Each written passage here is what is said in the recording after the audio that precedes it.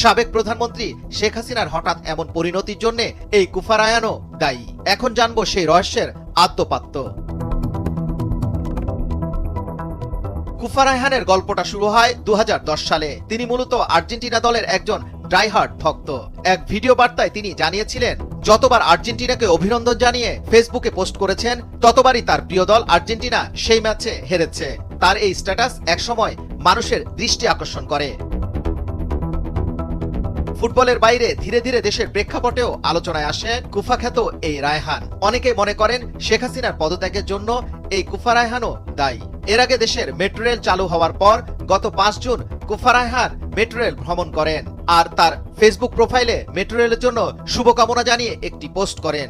তখন অনেকে মনে করেন তার এই কুফা হয়তো আর কাজে লাগবে না, কিন্তু কোটা আন্দোলনে মিরপুর 10-এ মেট্রো রেল স্টেশন জনতার আক্রমণের পরই ফের তুমুল আলোচনায় আসেন কুফা রায়হান।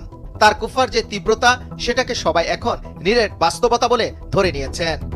বিনোদনের উদ্দেশ্যে শুধু আমি শুভকামনা দিয়েছি, আমি কখনোই ভাবি নাই যে মেট্রো রেল এভাবে ধ্বংস হয়ে যাবে। এরপর থেকে রায়হান তার অপছন্দের বিভিন্ন ব্যক্তি ও সংগঠন নিয়ে সোশ্যাল মিডিয়ায় শুভকামনা দেওয়া শুরু করেন। এরই ধারাবাহিকতায় এসএসসি পরীক্ষার্থীদের শুভকামনা জানানোর পরই স্থগিত করা হয় সেই পরীক্ষাও। অবিশ্বাস্য হলেও এটাই সত্যি যে তিনি যখন যাকে শুভকামনা জানিয়েছেন, তারপরই সেই ব্যক্তির জীবনে নেমে এসেছে ভয়ঙ্কর পরিণতি। সোশ্যাল মিডিয়ায় তিনি আওয়ামী লীগের সাধারণ সম্পাদক ওবায়দুল কাদেরকে নিয়ে শুভকামনা জানিয়ে পোস্ট করার পর তিনি ছাত্রলীগের রসানলে পড়েন। নেতাকর্মীরা ওবায়দুল কাদেরকে ভুয়া ভুয়া বলে ধ্বনি দেন।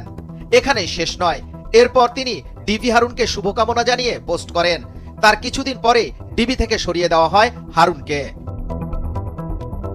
সর্বশেষ কুফা রায়হান সাবেক প্রধানমন্ত্রী শেখ হাসিনাকে নিয়ে মন থেকে শুভকামনা জানিয়ে সোশ্যাল মিডিয়ায় পোস্ট করেন। অবশেষে সবাই ভেবেছিলেন এবার হয়তো কুফা রায়হানের দিন শেষ হবে, কারণ আওয়ামী লীগ সরকারের পতনটা সেই মুহূর্তে একেবারে অসম্ভব ছিল।